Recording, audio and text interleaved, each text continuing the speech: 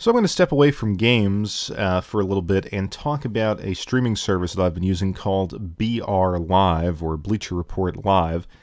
And it's recent. It's come out, I would say, in the past 3 or 4 months. But the draw of BR Live is that you can watch the UEFA Champions League in its entirety. Now, if you follow the channel, you'll know that I studied in Europe, and so for me, the start of fall is Champions League season, and it's cool to be able to watch it in one place.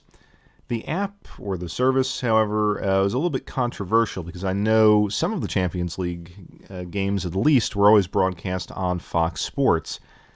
So if you have a cable package and you were a soccer fan, now you have to add additional cost to see the Champions League. Whereas for true cord cutters, someone who does not pay for cable, and I include myself in that group, this is a good deal because the cost for the soccer package, which is more or less the only thing they offer right now, is $9 or $10 a month, $80 for the Champions League season, plus you get the Scottish Premier League, you get, I think, the Belgian something league, Belgian Super League, and then you have some international games like under 21, stuff like that. So if you don't already have cable, this is not so bad. And it's really the first sports service that I can think of that takes away the paywall. The competitors like Fubo TV, it seems like if you wanted to get all the soccer or all the sports, you were adding costs. It's about $50 a month now. Even Sling TV is in the $25 to $35 range. $10 a month, $80 a season is a pretty good deal.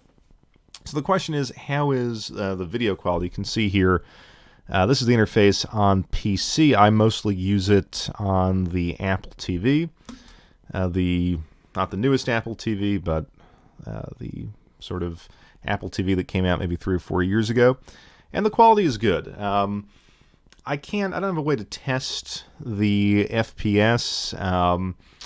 It may well be 30, I'm not sure. It's not as crisp and smooth as something like ESPN or Fox, but it's not as clunky as those old sort of Fox Soccer Go 30 FPS broadcasts. So it's very watchable, but it's noticeably below kind of those leaders in streaming, but certainly not bad. No problems with buffering, really no issues at all once you load it up.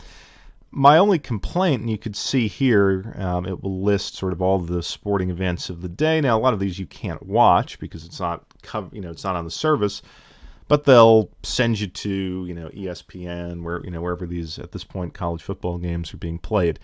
The only problem I had was actually signing up. So today, there's nothing with a price here, but when I went to sign up, I noticed that there was the early Champions League matches, and it had $2.99 right about here. And I guess that's one of the other things you can do. You can download this app and you can just watch sort of and pay for one game at a time, which is new. But nowhere, absolutely nowhere, could you sign up. And what you had to do to sign up was click the $2.99, go to the order page, and on the order page it said, well, you could pay $2.99, or you could pay the $10 a month. So that was a little bit counterintuitive. The only other issue that I can think about is that fast forwarding on the Apple TV app is a little clunky. The first time you fast forward, it doesn't work. You do it again, and then you can fast forward, say, through the national anthems and stuff like that. But beyond that, it is a pretty good service. Now, it's a little dead when I'm recording this. It's the international break, so you don't have any Champions League matches. By the way, if you miss a match, which of course is very common if you work, and Champions League is on in the U.S., at least on the East Coast where I am, in the afternoon, you'll see the events. They won't tell you the score. You just click on it, and you get to watch the replay. So I don't, it's not DVR per se. It's just, on demand, all of the replays. Not sure how far it goes back, but certainly within a week, you can watch all the games, if you want to make time for it. So, I think it's a decent service. My only question is, once you get through the bulk of those Champions League games and you're just waiting for the semifinals and the finals, you're still paying the $10 a month, and it's unclear to me what else they're going to offer you. Supposedly they're doing NBA. Of course, I don't care about that.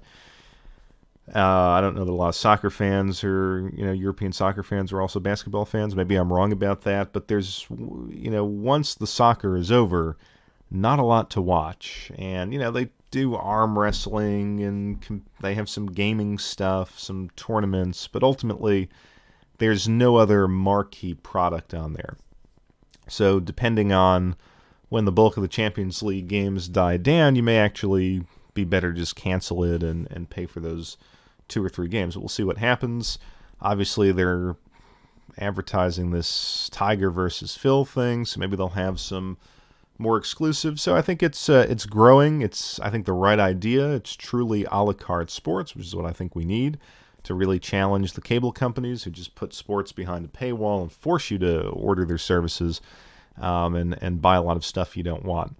But again, not as good as the ESPN app, not as good as Fox Sports as far as the streaming quality, the video quality goes, but certainly an acceptable service. And if you're a cord cutter and a soccer fan, I think it's a fair recommendation.